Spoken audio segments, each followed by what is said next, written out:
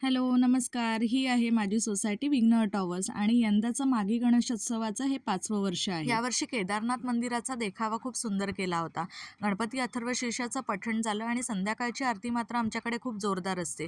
15-16 आरत्यांमध्ये प्रत्येकालाच आरतीचा मान मिळतो आणि नैवेद्याला दाखवलेला उकडीचा मोदक जेव्हा पानात आला तेव्हा कुठे यथेच्छ जेवणाचा आनंद मिळाला. नंतर सुरू झाले सांस्कृतिक कार्यक्रम. आमच्याकडे एकसे एक कलाकार आहेत, पण फॅशन शोमधला कॅटवॉक सगळ्यांना अवाक करणारा होता. पण सगळ्यात ग्रेट गोष्ट म्हणजे आत्ताच्या पिढीला हनुमान चालीसा पाठ आहे हे बघून सगळ्या मोठ्यांनी शाबासकी दिली.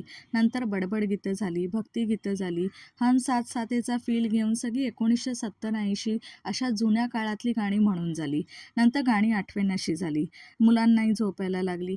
उगाच अंगात बळ आणून मुलं साथ देत होती म्हणून दमशेराज खेळायला घेतला, पण दमशेराजने मात्र आमचाच दम निघाला. रात्रीच्या जागरणानंतर सुद्धा पहाटे काकड आरती झाली आणि भजन सुद्धा झालं. नंतर संध्याकाळी कराओके गाण्याचा कार्यक्रम होता. हार्मनी नावाच्या म्युझिक ग्रुपने खरंच खूप सुंदर गाणी गायली.